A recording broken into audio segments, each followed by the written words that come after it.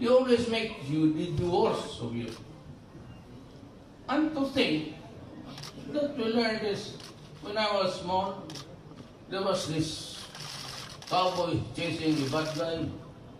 Then you see posters in the movies, dead or alive. $500. We do not even know that. I always say to the police and the military who will be assigned in my city when I was mayor, give me a clean city. It's up to this guy to interpret what is cleaning the city. This police, this military, the guys in front of you are the police and the military men. They have been to school. They were taught the rudiments of how to kill and how not to kill.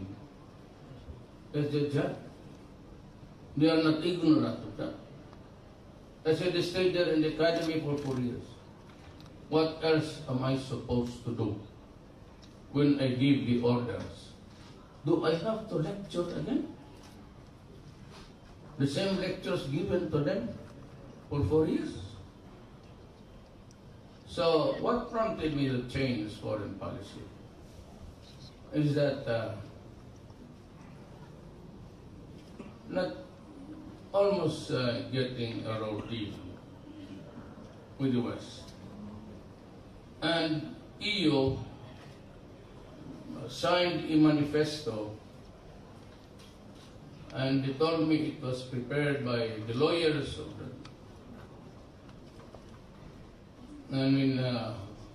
said that the lawyers warned me that I can be prosecuted, and then I realized that what is happening now in EU and everything is because they have stupid lawyers. They cannot even agree to let out the migrants. They were so benevolent at first. Then now it's winter time, some of the guys who came in late are drove out back to the sea, not accepted in their home. So they will die there and rot in the cold.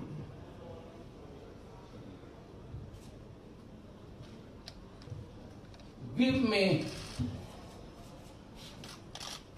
a sensible answer. I'm willing to resign here. I would not even have to go to Manila. America and Britain invaded Iraq with all the hula-baloo and pronouncement that had weapons of mass destruction. After killing so much of the soldiers, the Republican guards of Saddam, and killed Saddam in the process, they found out with all its might and technology and human intelligence that there was no weapons of mass destruction.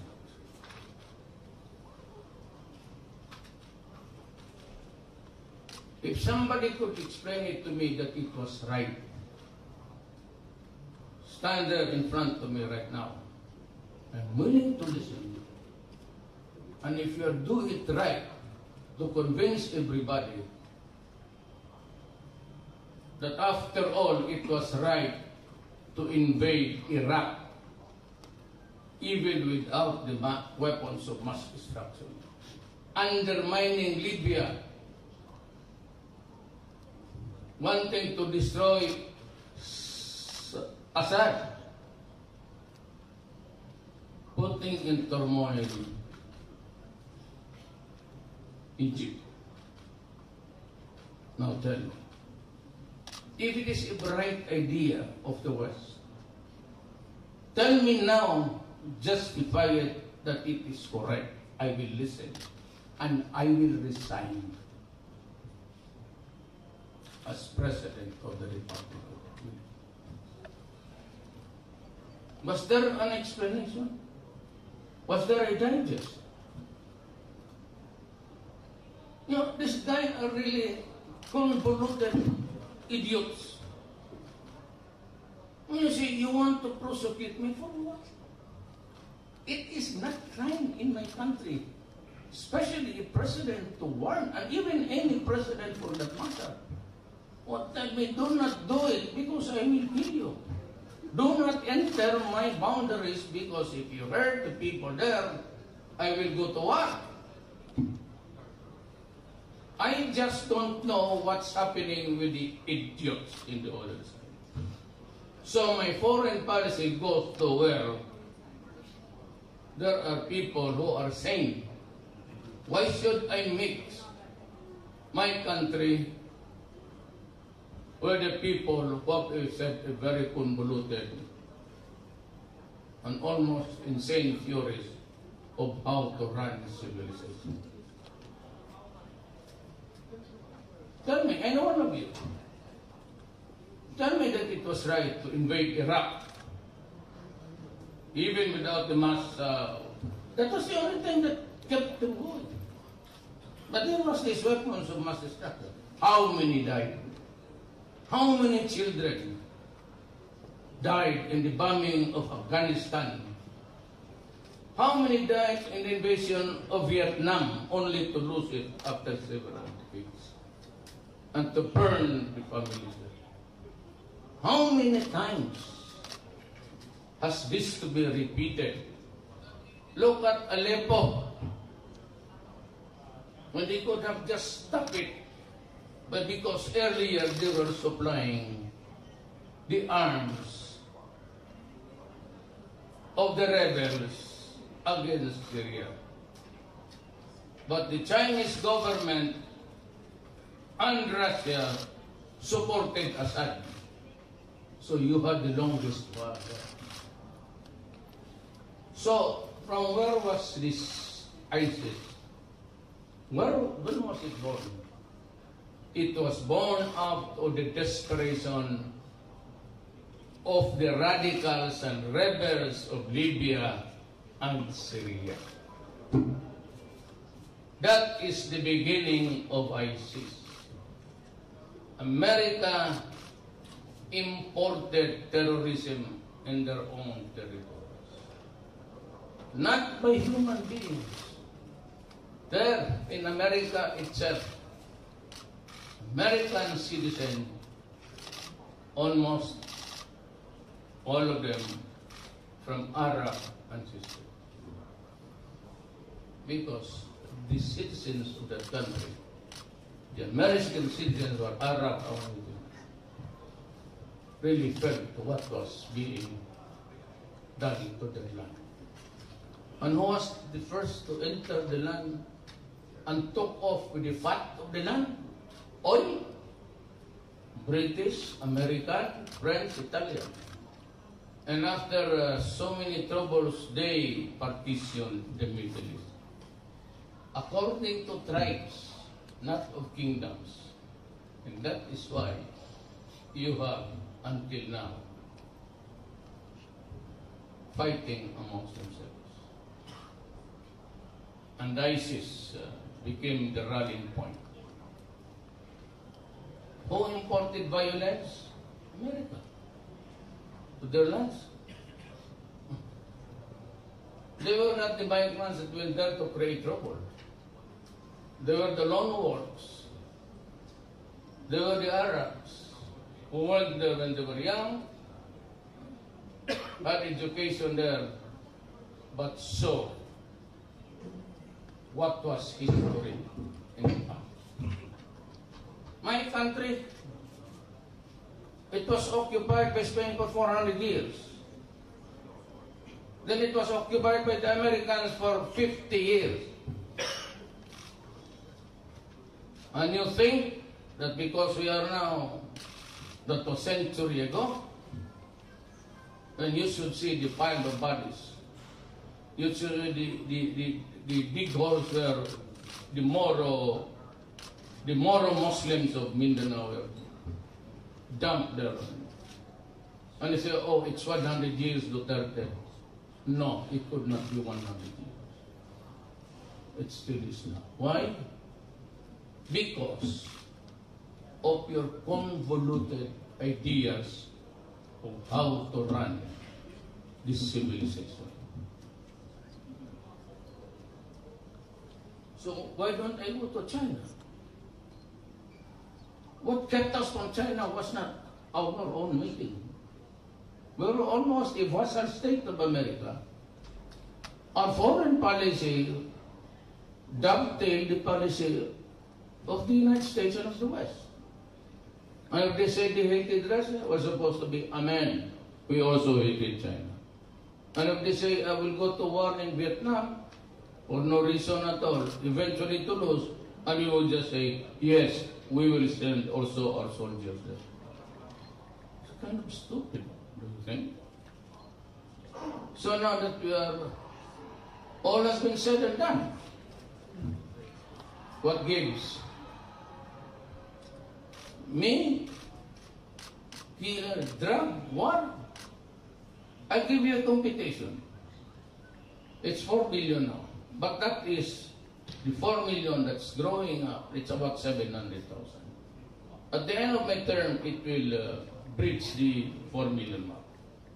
So we stick with the 2-year survey done before by General Santiago, a military man who headed the Philippine Drug Enforcement Agency.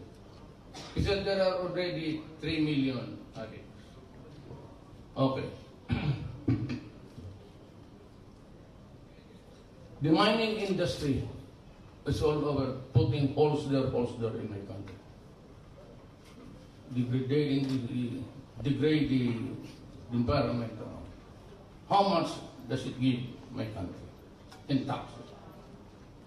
70 billion US dollars. There are 3 million Filipinos. At one hit per day,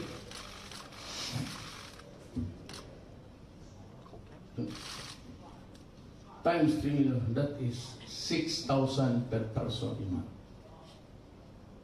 If you multiply it by the 3 million, that's 18 billion a month. If you multiply it by 12, that's 260 billion a year. Money which the father or the family would have to buy rice, medicines, food.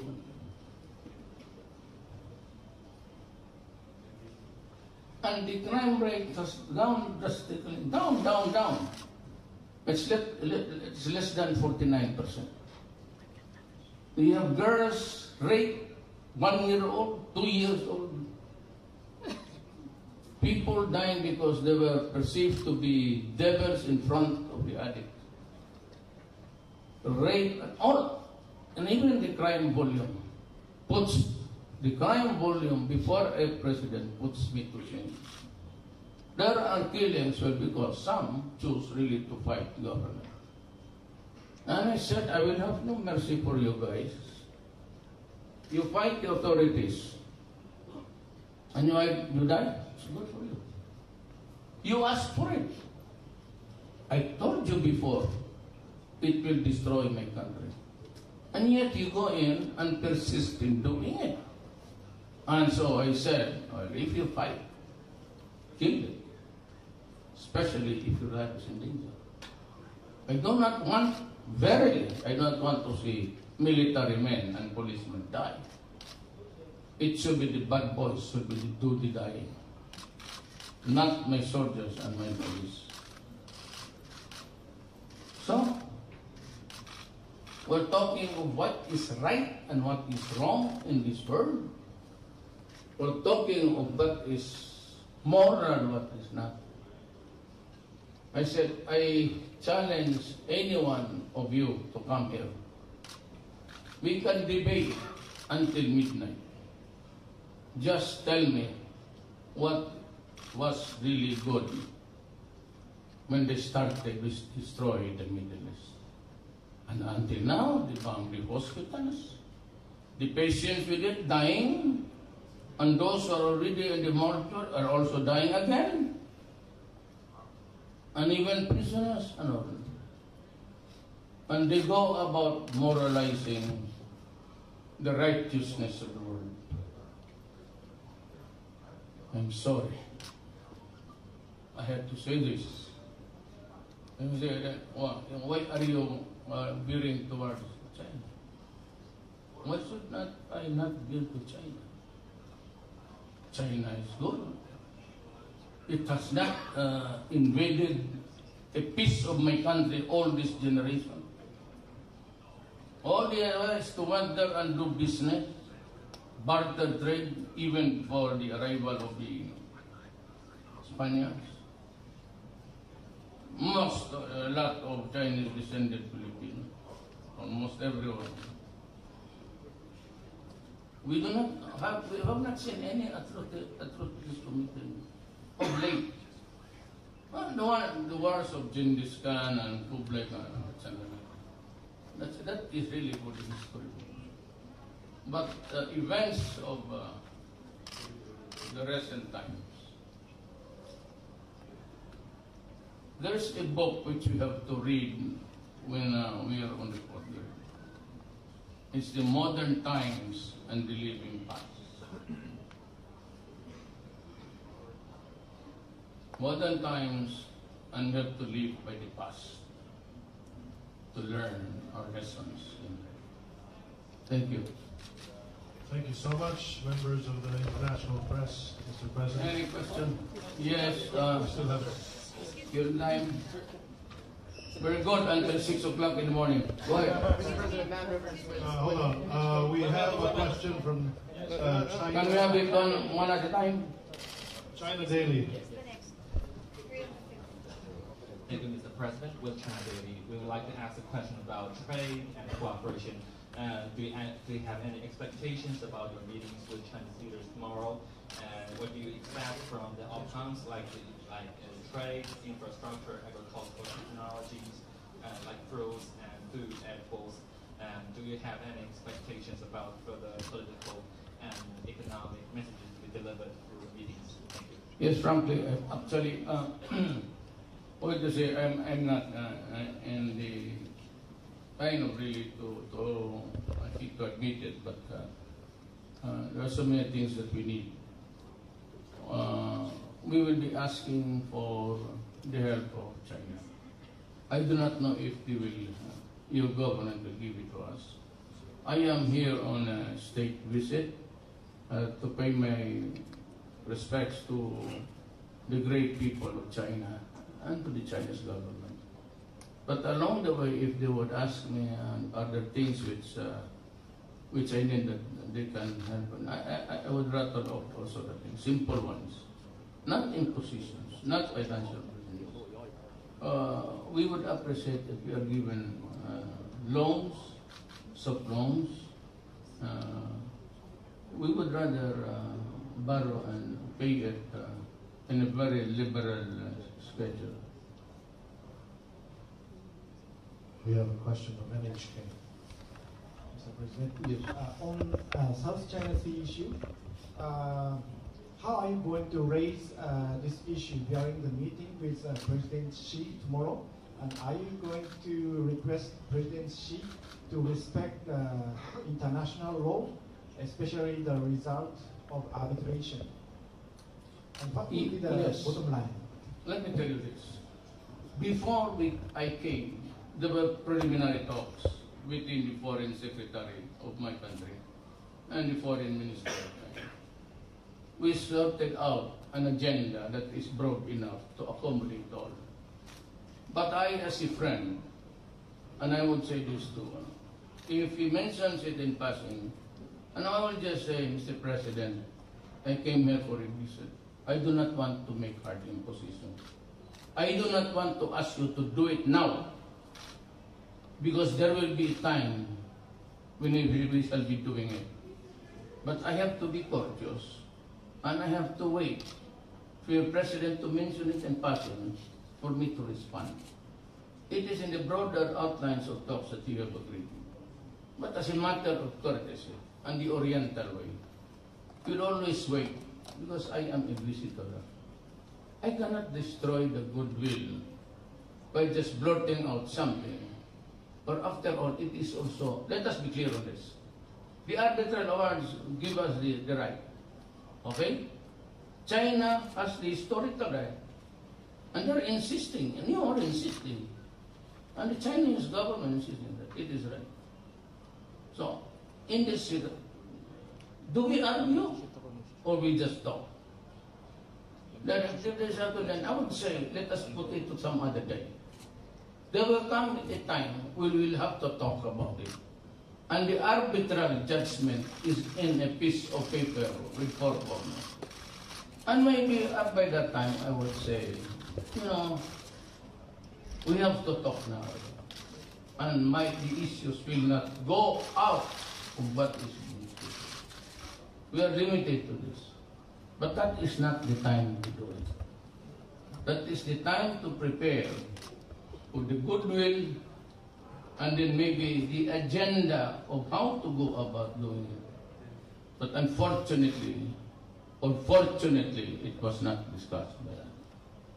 So it would not be in keeping with courtesy and goodwill if I'll be the one to open it. Because after all, I did not come here to agree to talk about the China Sea. And you say it can take a backseat? Of course it has to take a backseat. The question again is, there will be a time that you have to talk about? Of course there will be a time. Because, there are also countries around that all the same issue. But it is not the time to quarrel. I have the highest respect for your president and your premier. I have the highest love for my Chinese people. We will be on a different side one day. I know because of that article. But again, I said, let us enjoy the camaraderie and by newfound predilection to choose people who understand human civilization. Did I answer the question? Thank you. Our last question is from CNN International. Mr. President, thank you so much for taking our question. Matt Rivers with CNN. Sir, with the understanding that on this particular trip you will not be talking in substantive terms in terms of negotiating over the South China Sea, when that day inevitably comes, would there be room for some sort of bargain? For instance, if China allowed Filipino fishermen back into the area, would you ever allow China to build another artificial island in that area? Or is that a red line for you? And just a quick follow-up, if I may, the U.S. presidential election just a few weeks away. What are your thoughts on the candidates, and do you have a preference for which candidate should win? Thank you very much for your time. In the matter of fishing rights, I leave it to China to decide. We'll be talking about it. And if you didn't mention it in passing, the arbitral judgment, and I would say, okay, if that is what you want, if there are things really which have to be talked of preliminarily, we can do it now. We can set the broad lines. I said, but there will be more art in positions. There will be no asking of concessions in anything. And the third is, with the elections, I don't know which way it will go. If I were just an ordinary citizen of the Republic of the Philippines, I'd gladly give you my choice. Problems I have in my burden, the Republic of the Philippines, which you are not allowed by protocol and by law to side with anybody. Of course, if you whispered to me to which side I belong, I'll tell you, and you'd be surprised. You sure you don't want to tell us now? It's not good, it's not allowed, and I am sure that they get a lot of luck for that. Thank you so much, members of the international press. Good evening.